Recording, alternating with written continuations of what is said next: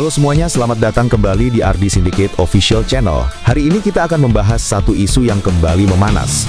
Sidang Komisi Informasi Pusat yang menegur KPU RI terkait salinan ijazah Presiden Joko Widodo yang sebagian itemnya disensor atau dihitamkan. Isu lama, tapi babak baru. Dan babak baru ini membuka banyak pertanyaan.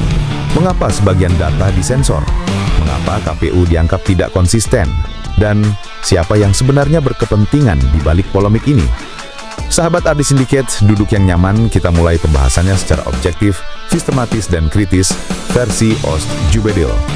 Pertama, mari kita pahami dulu apa yang sebenarnya terjadi. Beberapa minggu terakhir, publik ramai memperbincangkan salinan ijazah Presiden Joko Widodo yang diberikan KPU kepada pemohon informasi. Tetapi sebagian datanya dihitamkan. Ketika hal ini dipersoalkan, KPU memberikan alasan administratif. Namun ternyata belum disertai uji konsekuensi, sebagaimana diwajibkan dalam Undang-Undang Keterbukaan Informasi Publik. Komisi Informasi Pusat menilai ada ketidaktepatan. Dalam sidang, KIP menyatakan, KPU belum melakukan langkah formal yang diperlukan untuk membuktikan bahwa penyensoran itu benar-benar diperlukan. Disinilah masalah muncul. Karena kalau uji konsekuensi tidak dilakukan, keputusan untuk menutup sebagian informasi justru berpotensi dianggap sewenang-wenang. Banyak orang belum tahu apa itu uji konsekuensi. Uji konsekuensi adalah prosedur resmi, menguji apakah suatu data benar-benar masuk kategori informasi dikecualikan, mempertimbangkan risiko jika informasi dibuka, dan harus dibuat berita acaranya. Dengan kata lain, tidak bisa sembarang menghitamkan data tanpa proses administrasi yang jelas. Ketika KPU dianggap tidak melakukan ini, KIP menilai ada problem konsistensi dan transparansi. Nah, disinilah publik mulai bertanya-tanya. Kenapa harus disensor? Kalau memang tidak ada masalah, kenapa tidak dibuka saja? Kenapa KPU tidak menyiapkan uji konsekuensi sejak awal, padahal permintaan informasi publik sudah sering terjadi? Apakah penyensoran ini standar? Ataukah justru ada perlakuan khusus?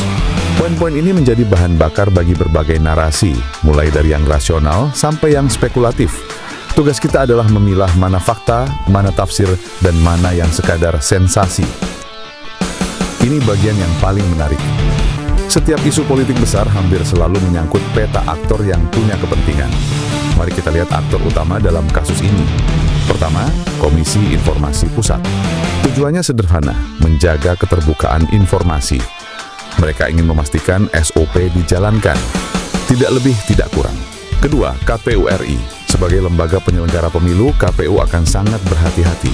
Kesalahan administrasi bisa dipolitisasi. Ketiga, publik dan pemohon informasi. Kelompok yang ingin transparansi penuh. Narasinya, kalau tidak ada masalah, kenapa ditutup? Keempat, aktor politik. Meskipun tidak terlihat, mereka tetap ada. Isu ijazah ini punya daya ledak politik tinggi. Sebagian pihak mungkin ingin memanaskan situasi, sebagian lagi ingin menurunkannya. Kelima, netizen dan media alternatif. Di ruang digital, isu seperti ini bisa menjadi bahan bakar engagement, baik untuk klarifikasi maupun untuk spekulasi. Dalam peta ini, KPU berada di posisi paling sulit. Apapun langkahnya bisa dibaca sebagai manuver politik, padahal sebenarnya bisa saja hanya kesalahan prosedur. Secara hukum, dokumen ijazah memang bagian dari data pribadi, tapi statusnya bisa berubah jika sudah digunakan untuk syarat pencalonan pejabat publik. Artinya ada ruang debat antara privacy versus transparansi publik. Secara etika, KPU harus menunjukkan konsistensi.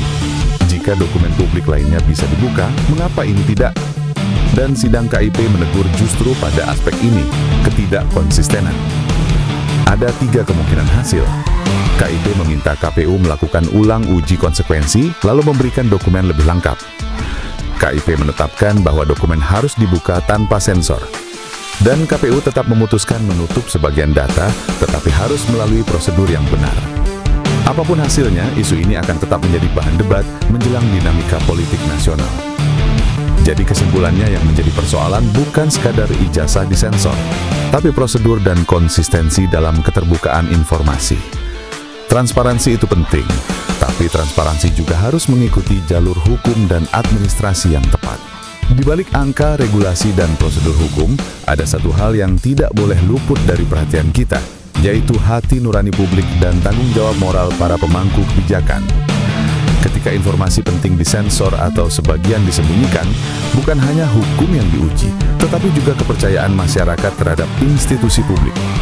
Sebagai warga negara, kita berhak mempertanyakan, apakah setiap keputusan yang diambil sudah selaras dengan nilai kejujuran, transparansi, dan kepentingan bersama. Disinilah hati nurani berbicara, mengingatkan kita bahwa setiap tindakan, sekecil apapun, memiliki konsekuensi terhadap integritas sistem demokrasi. Ketika KPU menghadapi kritik KIP, bukan sekadar soal prosedur administratif. Ini adalah momentum introspeksi. Apakah setiap langkah sudah dijalankan dengan prinsip etika yang mengedepankan kepentingan publik, bukan hanya formalitas atau kepentingan politik tertentu. Kita, sebagai masyarakat, juga harus memiliki keberanian moral untuk menuntut keterbukaan yang nyata, bukan hanya janji. Karena transparansi bukan sekadar kata, tapi fondasi kepercayaan yang menjaga demokrasi tetap hidup dan sehat. Hati nurani mengingatkan kita, di dunia yang dipenuhi data, angka dan laporan resmi, tetaplah menilai setiap tindakan dari apa yang benar dan adil, bukan hanya apa yang legal atau mudah dijalankan. Terima kasih sudah menonton, silahkan tinggalkan komentar. Menurut Anda, apakah dokumen ijazah pejabat publik harus dibuka sepenuhnya? Sampai jumpa di episode selanjutnya. Tetap kritis, tetap sehat, tetap waras, dan tetap memihak pada kebenaran.